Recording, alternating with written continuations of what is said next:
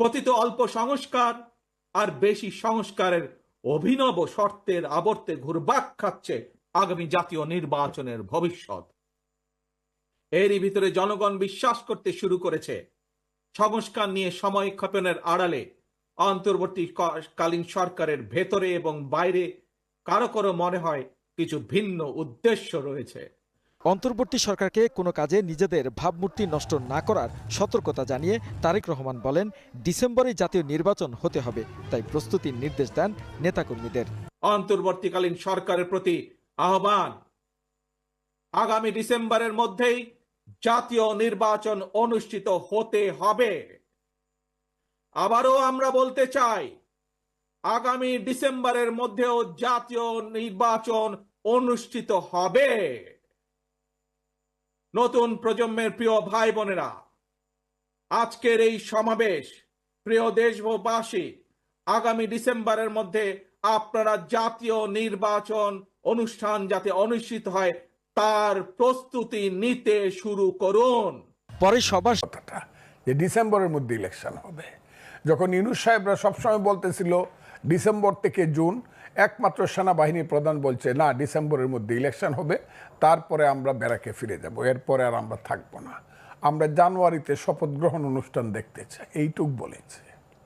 কাজে যেখানে সার্বভৌমত্বের প্রতিরক্ষা বাহিনী সেনাবাহিনী কথা বলেছে, আর বাংলাদেশের সবচেয়ে জনপ্রিয় এবং মানুষের দ্বারা সমর্থিত দল বিএনপির নেতা জনাব তারেক রহমান যখন কথাটা বলেছে, আমার ধারণা এই কথাকে মিথ্যা প্রমাণ করার মতো অবস্থা কোনো দিনই হবে না। আল্লাহর রহমতে ডিসেম্বরে, আমিও বলি ইলেকশনটা ডিসেম্বরে হবে। যদি না হয়, এই কথাটা আপনি জিজ্ঞাসা করতে, যদি না হয়, এইটাও আমি জানি ইউনূস সাহেব এবং তার সরকারের অধীনে আর কোনো নির্বাচন হবে না, অথবা তাদের কোনো সরকার থাকবে না। কেউ কোনো দিন দেশের এই ধরনের ক্ষতি করে এত অনিশ্চিত দেশ থেকে আপনি রাস্তা দিয়ে হাঁটতে পারবেন না, রাত্রিবেলা ঘুমাইলে পরে আপনি ট্রাকের শব্দ শুনবেন, সেই ট্রাকের উপরে মেশিন গান, আর্মি কেন সারা রাত ঘুমাবে না, রাস্তা দিয়ে চলা যায় না, 10টার পরে 9টার পরে হইলে মা ছেলেকে খোঁজ নেয়, তুমি কোথায় আছো, তাড়াতাড়ি বাসায় আসো। এটা কি পৃথিবীর কোনো রাজধানীতে হয়? এত অনিশ্চিত কি কোনো দেশ আছে? এই দেশটা কি যুদ্ধ করে স্বাধীন করছিলাম? এই ধরনের চক্রান্তকারী সরকার কি কোনো দেশে আছে? যে সরকার আমার দেশের করিডোর দিয়া দেয়, আমি জানতে পারি 2 মাস বা 3 মাস পরে। 1 বছর যাবত আমার দেশের একটা দ্বীপ, আমি মনে করি এটা সবচেয়ে সুন্দর দ্বীপ, সেন্ট মার্টিন দিয়ে রাখছে একটা রাজাকারের বাচ্চা, ওই যাকে সবাই ফুলপরি কয়, এই যে মেয়েটা, আমি বলি ভদ্র মহিলা, মানুষ বলে মেয়েটা, সে বড় বড় কথা বলে, 1 বছর যাবত একটা স্টিমার যাইতে পারে না ওতে, মানে এই সরকার আসার পর থেকে যাইতে পারেন না সেন্ট মার্টিনে। আপনি সমুদ্র বন্দর দিয়ে দিচ্ছেন, কোন কথা বলে? আপনি বলছেন যে ভালো চালাইতে পারবে তাকেই আমি দিয়ে দিব, যে সুন্দরভাবে চালাইতে পারবে।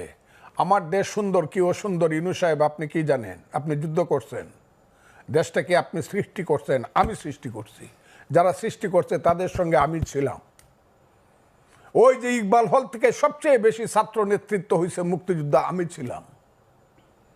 আমি দেখছি সিরাজুল আলম খানদেরকে দেখছি, তাদের নেতা বঙ্গবন্ধু শেখ মুজিবুর রহমান কিভাবে 32 নম্বরের দোতলা থেকে আঙ্গুল তুলিয়া কথা বলতো মার্চ মাসে, সেটা আমানিত হয়েছে। যেদিন 6 দফা দিয়ে দিছে শেখ মুজিবুর রহমান, 7ই জুনে যেদিন স্লোগান হয়েছে তুমি কে আমি কে বাঙালি বাঙালি, যেদিন 69 সনে 11 দফা আন্দোলনের স্লোগান দিয়ে আসাদরা মারা গেছে, মতিউররা মারা গেছে, তোমার আমার ঠিকানা পদ্মা মেঘনা যমুনা, 70 সনে বঙ্গবন্ধু শেখ মুজিবুর রহমানের নেতৃত্বে ডিসেম্বর 7ই ডিসেম্বর যখন মেজরিটি হইয়া পাকিস্তানের ক্ষমতা পাওয়ার কথা ছিল, দেয় নাই, যখন স্লোগান দিছে বীর বাঙালি অস্ত্র ধরো বাংলাদেশ স্বাধীন করো, সেই তো যুদ্ধ করছিলাম। আমি তো স্লোগান দিছিলাম পিন্ডি না ঢাকা, ঢাকা ঢাকা। আমি তো স্লোগান দিছিলাম পাঞ্জাব না বাংলা, বাংলা বাংলা। সেই যে বাংলা, কোন বাংলা? সেই বাংলা হলো গণতন্ত্রের বাংলা, গণতন্ত্রের জন্য দেশে যুদ্ধ হয়েছিল। ইউনূস সাহেব বুঝেন, আপনি অনেক বড় মাপের মানুষ, আপনি আমার চেয়ে 10 বছরের বড়, আপনাকে আমি এমনি ব্যক্তিগতভাবে সেলিউট করি, কিন্তু আপনি কি বুঝেন গণতন্ত্র কাহাকে বলে? ইহা কত পাপী, তারা আলবদর রাজাকার এবং তাদের সন্তান। এখন দেশটাকে সেই দিকে নেওয়ার চেষ্টা করছে। এক বড় মৌলানা দেখলাম বক্তৃতা করছে, পৃথিবীর শ্রেষ্ঠ দেশ নাকি আফগানিস্তান। আমি মৌলানার নামটা বলতে চাই না, বলতে পারি। আমার কাছে মনে হয়েছে আরে বাংলাদেশ এটা নাকি আফগানিস্তান বানাইতে চায় উনি, যে আফগানিস্তানকে লিগেল জাতিসংঘের 212টা দেশের একটা দেশ স্বীকৃতি দেয় না, যেখানে 1/3 মানুষ রাতের বেলায় না খায় থাকে। সেই আফগানিস্তান বানানোর জন্য, সেই সাম্প্রদায়িক এবং মৌলবাদী দেশ বানানোর জন্য আমার দেশে প্রত্যেক শুক্রবারে মসজিদ থেকে মিছিল বের হয়।